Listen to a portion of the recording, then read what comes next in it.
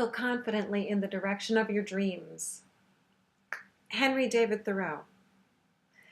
And it works out very well that today we're going to be talking about posture, because posture has a lot to do with your confidence. So we're going to talk about the 7 points of posture and how they relate to the singing voice. So let's just dig right in. First of all, we want to have this feeling of a hook in the top of the head, this feeling of the spine being elongated. Personally, I like the feeling of maybe a gossamer thread going up to the sky. I want to be clear about what part of the head this is going up from. It's a little bit more towards the back, as you notice, because I don't want my chin lifting up and I don't want my chin going down too far. So I think of rising here at my mastication process, the bones that are just here behind the ear. Go ahead and find them right now. Find those bones. There you go. This is this point where your cervical spine is connecting with your head. Your cervical spine is here in the neck, and it connects here. We want to elongate that by lifting up through those bones. Lift up right through there, so it might feel like a little bit of the back of the head goes up. All right, we want a long and flexible neck. We were already talking about that a little bit, but this cervical spine here, this connection between your back, your spine, and your head. So we want that to be relaxed and long. Next, we want the shoulders to be relaxed, hanging down as if they're on a hanger, not all scrunched up. Although it feels really good to scrunch them up in order to help them relax. So let's do that a couple times. Let's inhale. Scrunch them up so that they can relax. Let's do it again. Bring those fists all the way into the body. Squeeze those elbows together. Squeeze everything so that it will relax. Excellent. So this way it'll be easier for your shoulders to relax. I also think of them squeezing back a little bit. So if your shoulders tend to hunch forward like this, you'll be closing off your chest.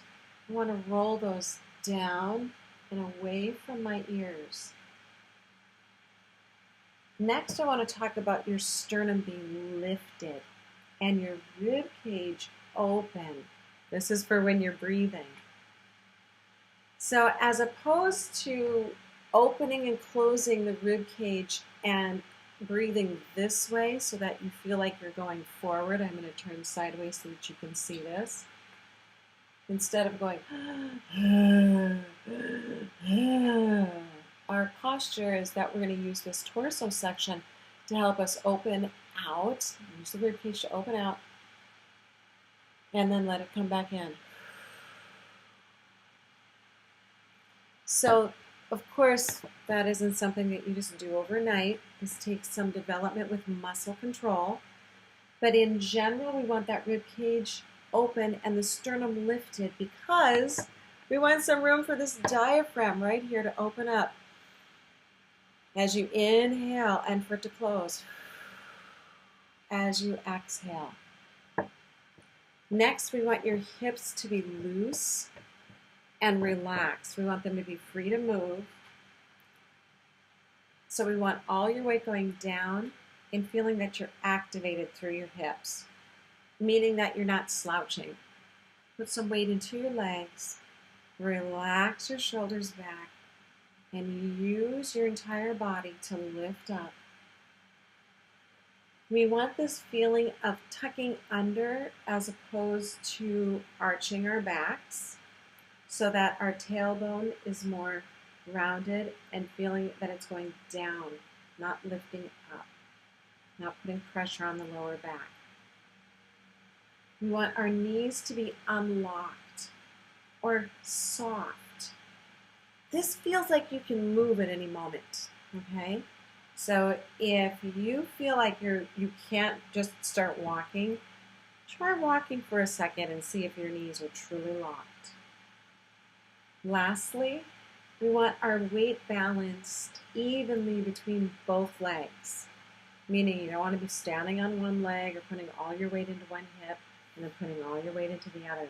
That's great for dance moves, But when you're actually getting into singing technique, we want our weight balanced between both legs so that we can get our breath underneath us, which is super important. Everything ties together, and it will help free your voice. This is Arlys, and I wanted to say, please continue to free your voice and have a great day.